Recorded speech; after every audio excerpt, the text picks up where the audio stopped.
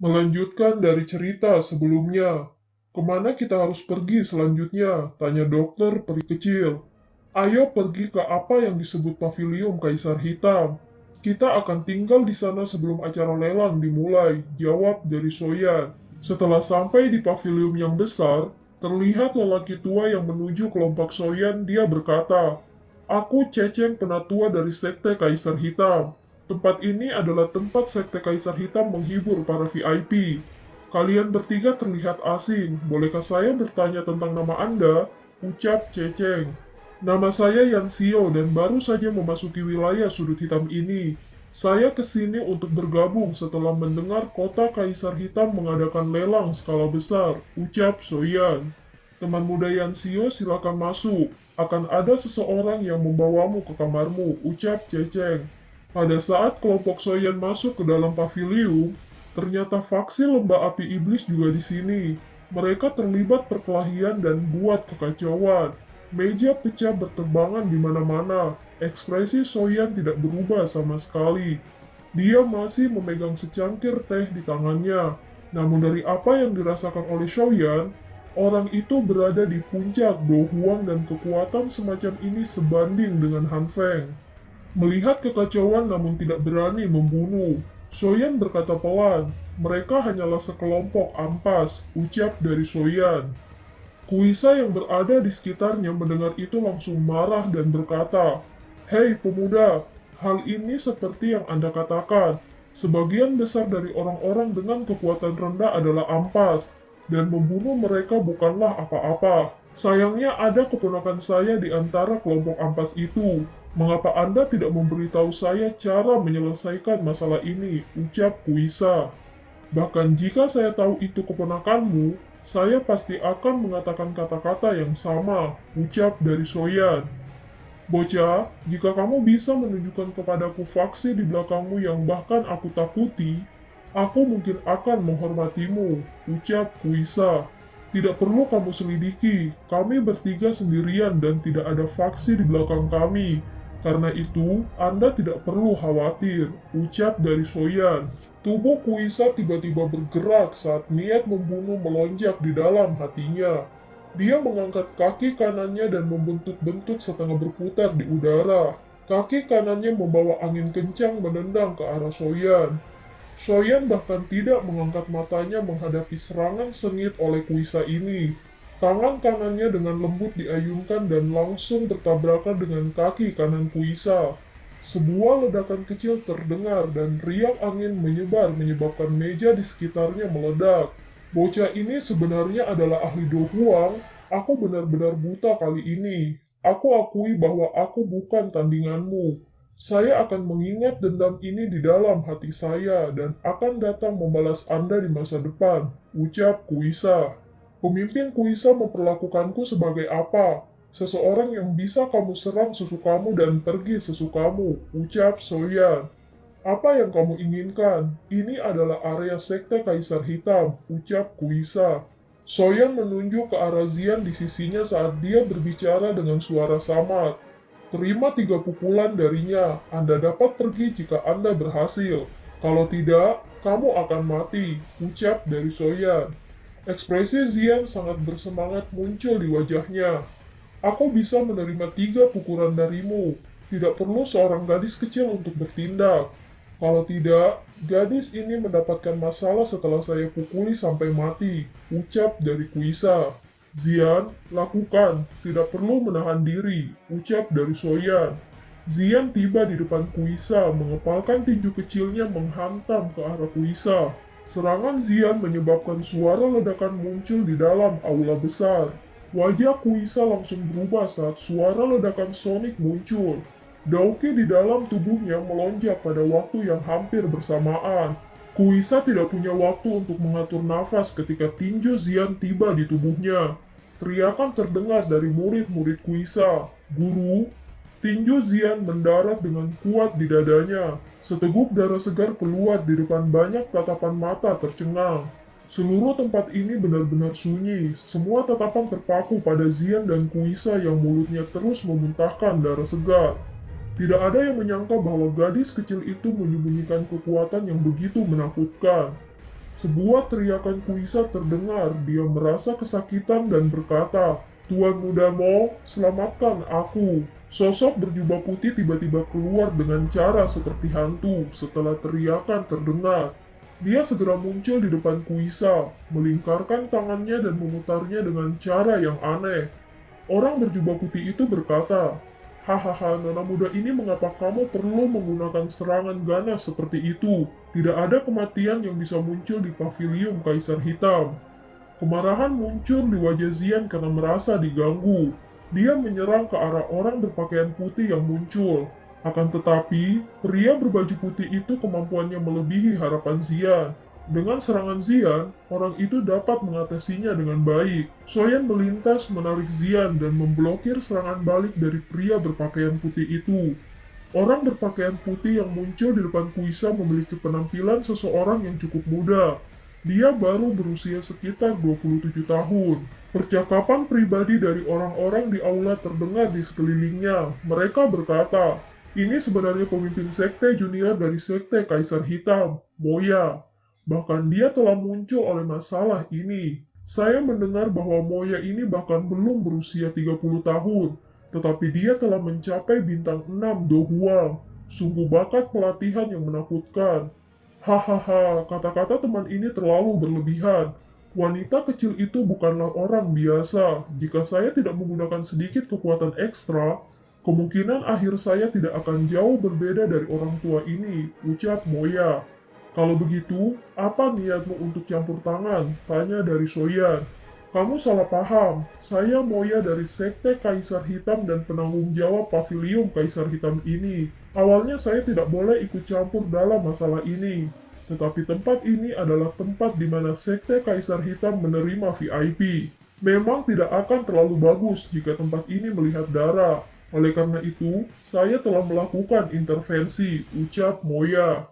"Kalau begitu, mengapa kamu tidak ikut campur dari sebelumnya ketika dia mulai mencari masalah denganku?" ucap Soyan. "Teman, ini terlalu umum untuk beberapa konflik kecil terjadi di dalam wilayah pojok hitam. Silahkan tinggalkan masalah ini di akun saya, apalagi yang akan kamu katakan," ucap Moya. Dokter peri kecil berjalan di depan Soyan dan berbicara dengan lembut kepadanya. "Lupakan saja, tempat ini tidak cocok untuk konflik," ucap dokter peri kecil. "Anggap dirimu beruntung sebelum Anda menemukan masalah dengan seseorang lain kali. Akan lebih baik jika Anda menyelidikinya dengan jelas," ucap dari Soyan. Moya sedikit tersenyum dan menangkupkan tangannya ke arah dokter peri kecil. Dia berkata, "Terima kasih Nona untuk menyelesaikan masalah ini. Bolehkah saya tahu nama teman muda ini? Anda bisa datang dan mencari saya jika Anda menghadapi masalah di masa depan. Saya memiliki beberapa wajah di dalam sekte Kaisar Hitam ini," ucap Moya. "Nama saya Yan Xio. Karena masalah ini sudah selesai, saya memiliki beberapa hal lain untuk ditangani dan akan pergi," ucap Soyan. "Tuan Muda Mo, apakah Anda akan membiarkan mereka pergi dengan cara ini?" ucap Kuisa.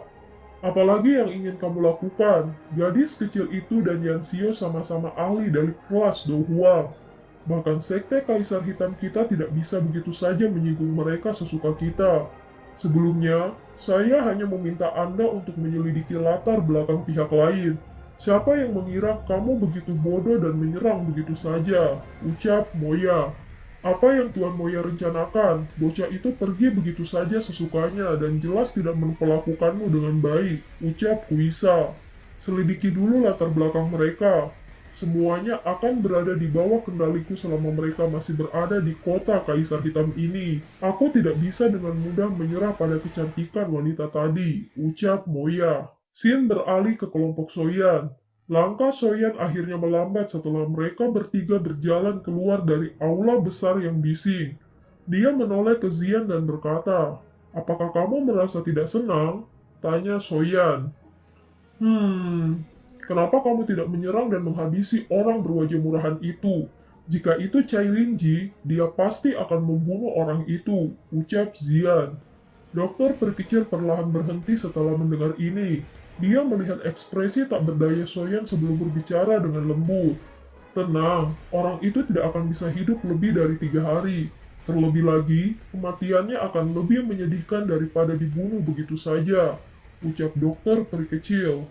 Hei, kau telah meracuninya? Tanya Soyan. Aku memang lebih rendah darimu dalam hal pemurnian pil. Namun, Anda jauh di bawah saya dalam hal keterampilan racun, ucap dokter peri kecil. Sepertinya mata yang digunakan Moya untuk melihatmu tidak benar. Sepertinya dia jatuh cinta kepada Anda. Jangan jatuh cinta pada tampangnya yang tampan, ucap Soyan. Jika dia berani memiliki pemikiran seperti itu, aku hanya akan mengubahnya menjadi cacat, ucap dokter peri kecil. Kelompok Soyan masuk ke paviliun tempat penginapan mereka sementara waktu.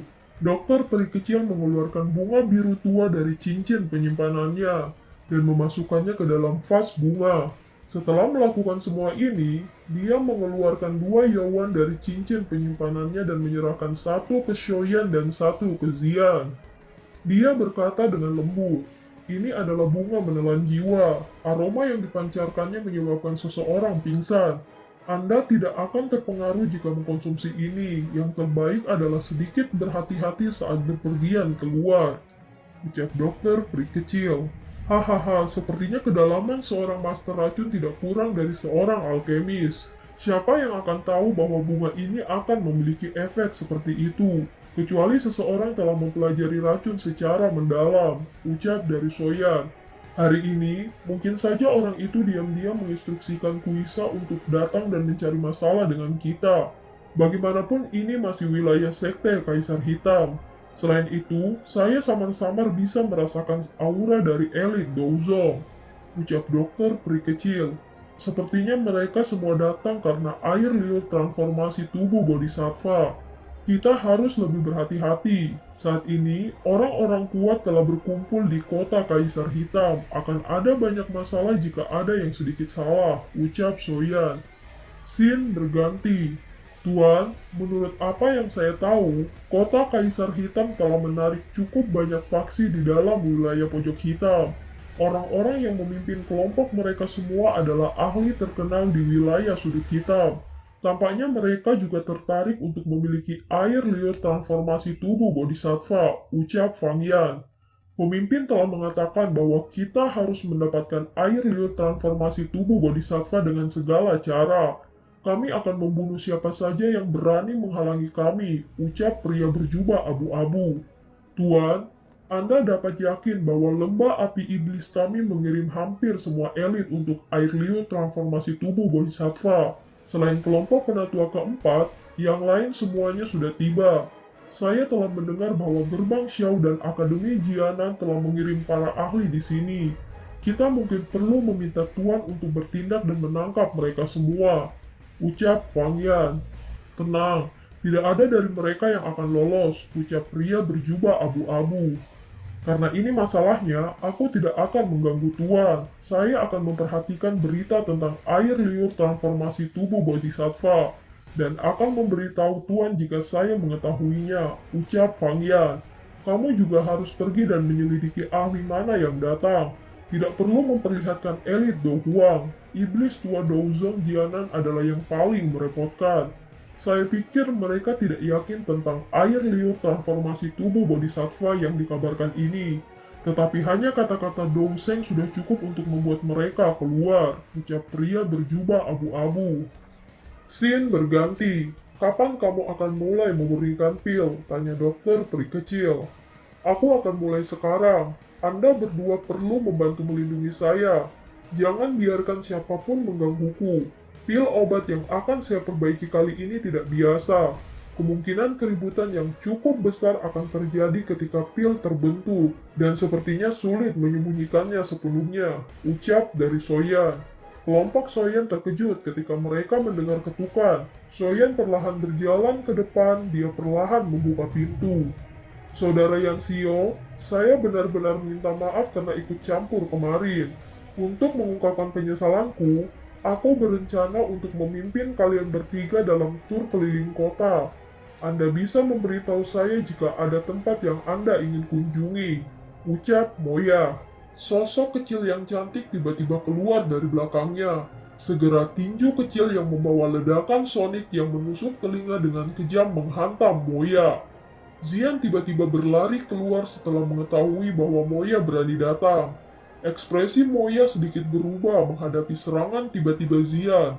Tidak seorang pun di dalam kelas Do Hwang berani meremehkan kekuatan menakutkan Zian. Dia segera mundur selangkah dengan tergesa-gesa dan melingkarkan lengannya. Skill aneh yang mirip dengan kemarin kembali ditampilkan olehnya. Gelembung udara meledak dan suara tajam terdengar. Kaki Moya terseret ke tanah saat dia mengambil alih 10 langkah mundur. Baru kemudian dia dengan paksa menghentikan tubuhnya. Namun pakaian putihnya yang rapi sudah compang-camping saat ini.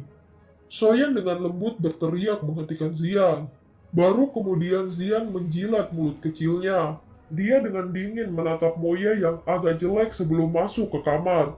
Setelah pukulan Zian terkena, kebencian yang dia rasakan sebelumnya telah benar-benar hilang dengan puas. Pemimpin sekte junior, anak ini nakal dan belum dewasa. Kami telah menyinggung Anda. Saya masih memiliki urusan lain untuk diselesaikan hari ini dan tidak bisa keluar. Kami akan meminta pemimpin sekte junior memimpin kami jika ada kesempatan di masa depan. Ucap dari Soyan. Ekspresi Moya jelek saat dia menatap pintu yang sudah tertutup rapat. Dia tidak menyangka bahwa dia akan dipukuli seburuk ini hari ini. Dia tidak hanya gagal bertemu dengan dokter peri kecil, tetapi dia diubah menjadi keadaan yang menyedihkan oleh gadis kecil. Moya mengatupkan giginya dan berkata dalam hatinya, "Baiklah, baiklah, tuan muda ini akan mengingatnya. Kalian berdua harus tinggal di kamar hari ini dan mengabaikan siapapun. Tidak perlu berbelas kasih jika ada seseorang yang menobrak pintu," ucap Soyan. "Tenang, tidak akan ada orang yang mengganggumu," ucap dokter peri kecil. Dokter peri kecil menoleh ke arah Zian memasuki ruangan rahasia. Dia melihat Zian yang diam-diam tertawa dengan tangan menutupi mulut kecilnya. Dia dengan lembut berkata, "Apa kamu menggunakan barang yang aku berikan kepadamu?" tanya dokter peri kecil. Zian tertawa, dia berkata, "Aku menggunakan kekuatan itu untuk memukul Moya," ucap Zian. "Itu bagus, semuanya secara alami akan baik-baik saja jika orang ini bijaksana. Jika dia benar-benar menggunakan beberapa taktik, aku akan membiarkan dia mengalami nasib yang lebih buruk daripada kematian," ucap dokter peri kecil. Dan film pun berakhir. Sampai jumpa!